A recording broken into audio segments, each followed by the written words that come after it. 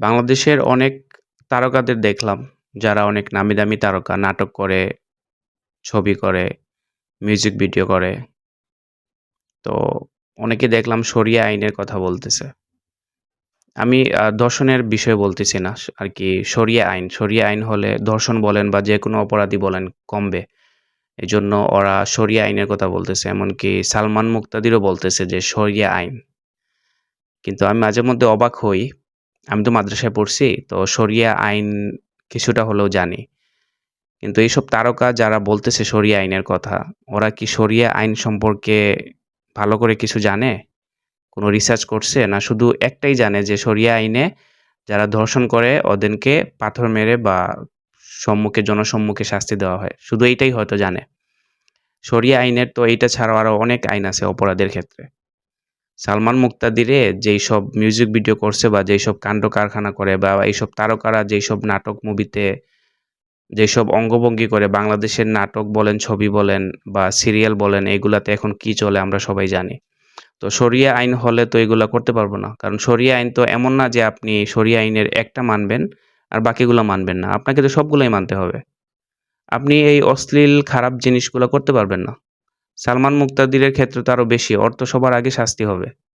ও যে জিনিসগুলা করছে YouTube এ তো এখনো আছে এগুলা।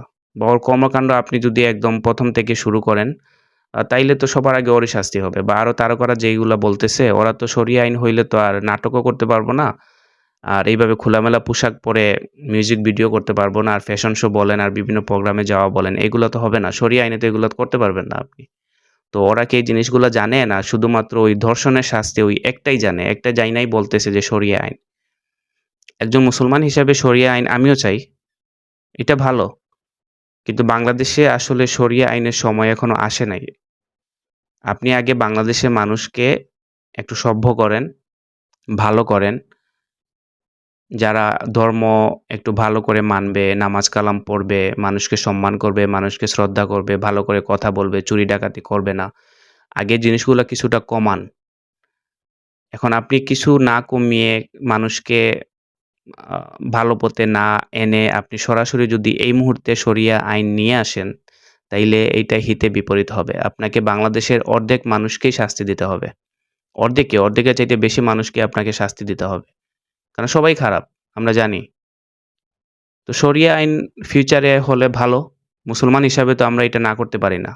আসুক শরিয়া আইন, সমস্যা নাই। কিন্তু তার আগে আপনি সময় দেন বাংলাদেশের মানুষকে ১০ বছর, ১৫ বছর, ৫ বছর সময় দেন। সবাইকে আস্তে, আস্তে ইসলামের পথে, ভালো পথে, আল্লাহর পথে নিয়ে আসেন। তারপরে শরিয়া আইন আনেন। কিন্তু এই মুহূর্তে বাংলাদেশের যেই পরিস্থিতি, আমরা এখন তো আধুনিক যুগের সাথে তাল মিলিয়ে তো চলতেছি, তাই না? তো এই মুহূর্তে আপনি শরিয়া আইন আনলে এইটা হিতে বিপরীত হবে। এই জিনিসটা বুঝা দরকার। তারকাদেরও বুঝা দরকার। কোন কিছু বলার আগে ঠাস করে বলার আগে একটু চিন্তা করা দরকার আমি কি বলতেছি। আর যখন এটা সালমান মুক্তাদিরের মতো মানুষ হয়, তাইলে তো আর কি বলব? কিছু বলার নাই। হাসি পায়। এই জিনিসগুলা দেখে হাসি পায়।